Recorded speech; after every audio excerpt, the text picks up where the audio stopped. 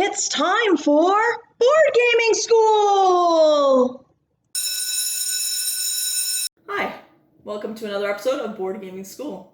Today, basically, we're going to be looking at the game Quiddler specifically. We will make some comparisons with Scrabble as well, which is a well-loved family game that a lot of people have grown up with.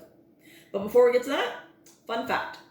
So today's fun fact basically comes from the New York Post article, which is basically titled "The Stories Behind the Letters of Our Alphabet."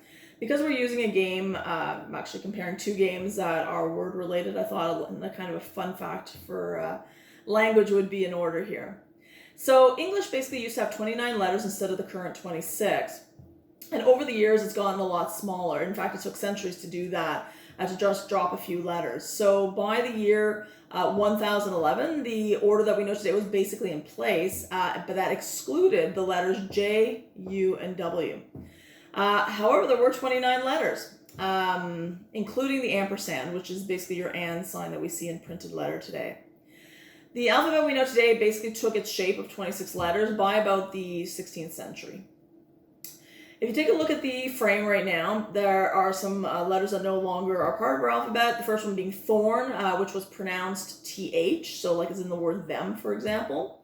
Win had the W sound, so like in what, that sort of stuff. Yog, basically, the sound that entered during the Middle English, and it represented the CH sound, but not the CH as in ch, more the CH as in k, like Bach or school, for example. The ash, which is your AE sign, sometimes you're still going to see words that actually have that AE spelling put together. The Ethel sound basically was the O and the E put together. It's a combination, and it's still seen sometimes in spelling like the word fetus, subpoena, but in most cases we've actually replaced it with the letter E. The ampersand was once considered part of the alphabet. In fact, that's how it got its name. The end of the alphabet was X, Y, Z, and per se, and. That is basically in itself and, meaning a symbol for the word and that's literally just constantly saying and per se and. Basically, they ended up eventually just saying the word ampersand, and that's how that became part of our alphabet as well. Although today no longer, but the symbol is still used regularly in print. So most of us at one point or another have probably played Scrabble. Basically, it's a board game. You've got tiles that have letters and points for that. You are laying down the tiles onto the actual board game, and then once you have words, you're trying to add other words connected to those words somehow. So basically, they start to become interlinked. Depending on where on the board game you end up putting your words, you may have extra points, for example, a triple word score or a double letter score on those particular tile laying areas on the board. Quiddler, on the other hand, basically is a card game.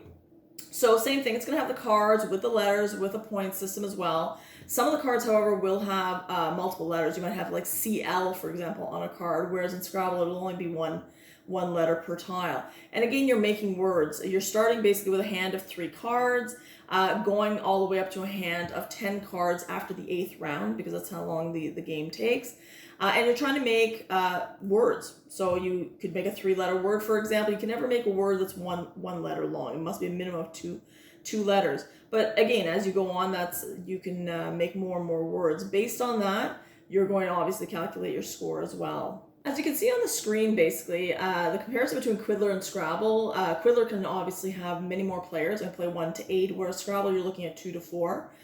The time is a lot less with Quiddler as well. You're looking at approximately 30 minutes versus the 90 minutes of Scrabble. And the age range is younger for Scrabble to start, for Quiddler to start. You're looking at 8+, whereas Scrabble obviously is older, starting at 10. Quiddler, basically, you can make 2-letter words, 3-letter words, and so forth. So, I mean, it's a great tool, I would suggest, for teachers or those people homeschooling their children, in terms of a learning tool for building words. Scrabble can do the same. The problem is that the words usually will need to be somewhat longer to get more points. And it's because it's less people that can play it, and it is a longer game. It's not necessarily as feasible to have in a classroom, for example, unless you have extremely long classes or you do it over a period of 2 days. The Quiddler, basically, because it's very, very small, it is cheap to buy, it's easy to store, or you can travel with. If, for example, if your parents traveling with children, this is a great game to bring along as well. I would suggest, though, because it is obviously very language dependent, that you have people of the same ability playing together. Otherwise, it becomes quite unfair unless certain accommodations are made. So, for example, my sister and I, when we play with my nephew, being younger, obviously we make various accommodations so that he can basically have an even footing in terms of playing the game. So whether you're choosing to play Quiddler or Scrabble, and it doesn't matter what age you are, of course, you're going to have a lot of fun with it, and you'll be able to practice or learn various skills. Some of the skills that can be practiced or attained using either game, basically, the first one we'd look at is decision making. So the ability to weigh your options and the mental capacity to choose the best outcomes, because sometimes the best scoring option in one turn can actually contribute to your downfall in the long run. So, for example, if you're a person that acts on impulse rather than logic, it's possible that your decision making might be quite poor and you may end up losing the game. As opposed to, for example, somebody who has a high level of decision making skill, you're most likely going to be able to choose that best option for yourself. The next one is creativity, basically, which is a needed and learned skill. It happens when basically a player is trying to brainstorm the word that they can form. They're going to be, learning to do and practicing mental gymnastics, basically, by rearranging words to form words, or to, as in Scrabble, to incorporate them in other words that are already on the board. The skill in seeing opportunities. So bear in mind that having this skill basically means that you're able to kind of escape tricky situations. Which obviously is useful in just the real world as well. So spelling vocabulary, which is a very much needed skill, which a lot of people are having difficulties with it, I think, as the years go on. We tend to rely quite heavily now on autocorrect or spell check to know that something is correct, and rather than having to really think about it and spell it out constantly. We do have access to dictionaries, and both games allow for access to dictionaries, which is a great thing, because as you play with other people, you're going to learn new words and hopefully perhaps even the meanings of them, and be able to use them in a regular in your regular life. The mainstay for both games obviously is based on forming and creating words. And so, again, being able to spell things correctly, also increasing your vocabulary, will translate, most likely into greater success at work as well as at school, perhaps in expressing yourself, writing essays, application letters, and so forth. The more words you know, the more, obviously, you're going to be able to be creative as well. Okay, so basically I've put the game Scrabble in front of us here. I have the version that's called Book Lovers Scrabble, and the different versions clearly have some additional rules to the basic classic Scrabble. Just quickly wanted to go over Scrabble in general, because there are many videos out there that already discuss it. So basically at the bottom of the board, if we pan down here, you're going to notice that basically all the letters, the different tiles that are available for you in the bag, it'll tell you how many of each tile. So for example, there will be 4 S's in the bag, for example. As you can see, basically you've got the game board right there. And I'm going to just pan a little bit to the side here. And those basically are the 2 players' sets of tiles that they've got. They've got 7 tiles. You can see that each tile not only has a letter, but it also has a value to that letter. If we go back to the actual Scrabble board, basically you've got various, let's see if I can pan in here. Good.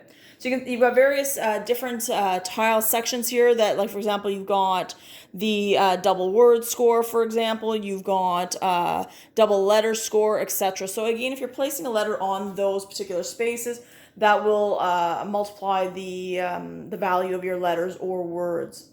So the first one that you need to start off with is basically you're going to start off with the star here in the center.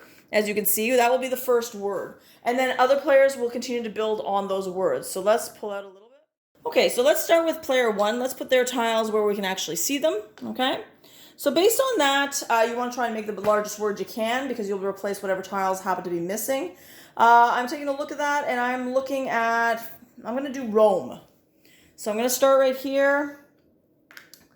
And the word has to encompass, all right. So based on that, I've got basically 6 points. I didn't end up using any of those other types of tiles. The little special tiles that they have there on the game board. So I've got a total of 6 points. The next person will go in a second. I replace obviously the 4 tiles that I've used on my turn. Let's take a look at the next person here who can build off of what I've got. Now again, you'll notice that this, for example, this tile is actually blank. There are a couple of blank tiles that you can make. Oops, sorry. That you can actually make into whatever letter you want. So let's take a look here. We've got. How about they can do loin? So loin, you're putting an L on a double letter score, which we'll figure out that value later. An I and an N. So when they score, basically this would be 2 points. This is 1 point, 2 points, and 1 point. So 2, 4, 6 points for them. They could have actually added on to the word that I already had, but again, they're using a portion of my word, and they're making their own word as they go along. This gets more complicated the more words that are on the board, because words will start to intersect, and when you actually try and put the words together, they need to flow with whatever other words they happen to run into. And basically that's Scrabble. Okay, so basically I've set up Quiddler. And so in Quiddler, basically the goal of the game is to get the highest score at the end of the 8th round. So basically I've ended up just making a little score sheet here. So you got your 8 rounds. In the first round you start with 3 cards, and it just progressively goes higher until finally in the 8th round you have a total of 10 cards. You're in the cards that you're given, you're trying to make as many words as you possibly, well, not as many. You're trying to use every card that you've got to make various words. It could be 1 word or it could be multiple words. When you start off with 3 cards, you're going to be required to actually make a 3-letter word, because you must use a minimum of 2 cards in order to be able to make a word. So in that scenario, you can't make a word that's 2 and then have 1 left over. But the other hands, you will have that possibility. Okay. There are exceptions, obviously, to the rule, very similar to Scrabble as well. You can't use, for example, words that are proper nouns. Prefixes like non or pre would not be acceptable. Suffixes like ing, so like I could put the word bring, but I cannot put the word bringing. That's not possible. The abbreviations and hyphenated words are also a no-no as well. You are allowed to use a dictionary in this game, just like as in Scrabble, but in this game you're going to be using it on when it is not your turn. That is the time that you can actually access it. Now, the first round, if we do very quickly the first round, we'll give each player 3 cards. And so basically you have, I'm going to move this way a little bit. So you have 1 card that is upturned, okay? So a person will look at their cards, okay? And you will notice that their cards, very similar to Scrabble's tiles, you've got basically the W, okay, which is your letter, the point, score. What is different, though, from Scrabble is that basically you've got some cards that have double letters, okay, that can make those words. So in the turn, I have an option of either taking the card that is face up, or I can actually take from the draw pile. The whole point is, for me, is that I want to go out at the end of this round. In order to be able to do that, because I started off with 3 cards, my 3 cards must make 1 or more words. In this case, it can only make 1 possible word. And then I can actually discard the card, because at the end of every turn, because you picked up one of those cards, at the end of every turn, you must discard a card before you actually can go out.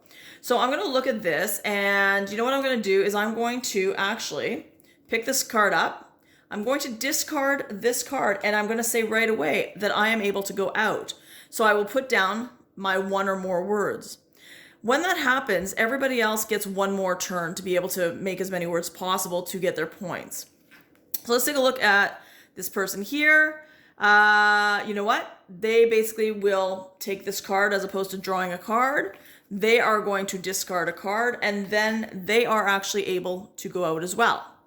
So then now it's a matter of actually checking the scores. So basically I've got 18 points here, and then you've got 17 points there, all right?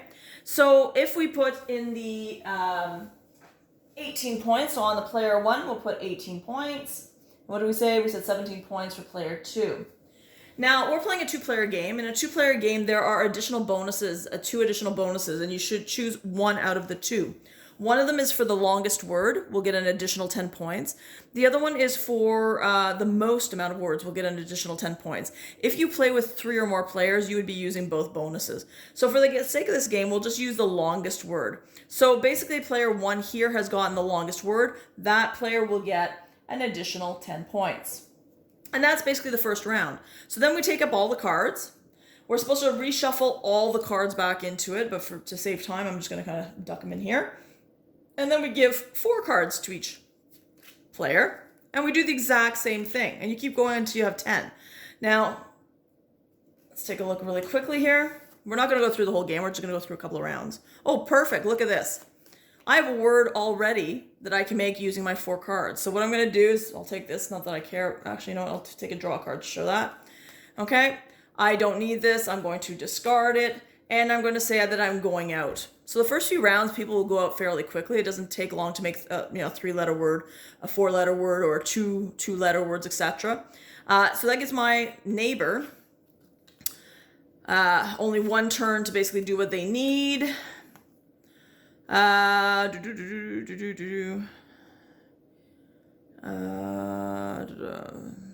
what? They're going to draw a card, and they're going to see what that does. Oh, so they can do... They're able to do Veil.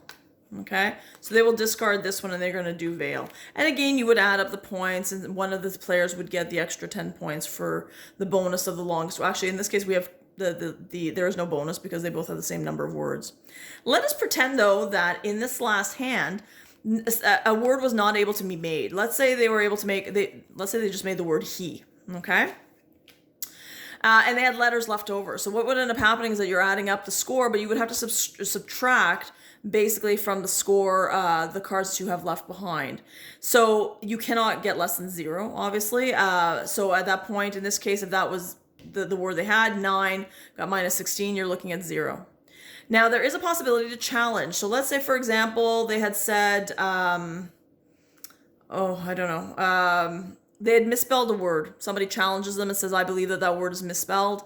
So you would find out what the correct spelling is based on the dictionary, and whoever is wrong will lose the points for that word. So for example, if the person that, let's say they want to do help, and this is how they spelled it. So basically, right now they're looking at 12 points. If the challenger is the one that is correct, that's fine. But if whoever loses a challenge, basically will be removing 12 points from their actual total. And you have to challenge immediately right after the word has been played. You can't do it later on in the game. Now, if the challenge player was the first to go out, players do continue as if they successfully went out, okay? But even if they've lost the challenge, all right?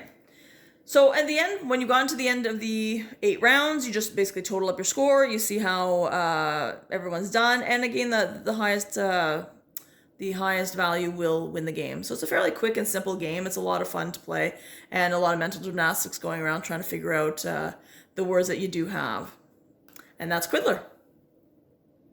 So I hope you've enjoyed the video of comparing Quiddler versus Scrabble, and I hope you enjoy playing either or both games. If you like the video, please hit the like button and subscribe, and I hope to see you in a future video. Have a great day. Bye.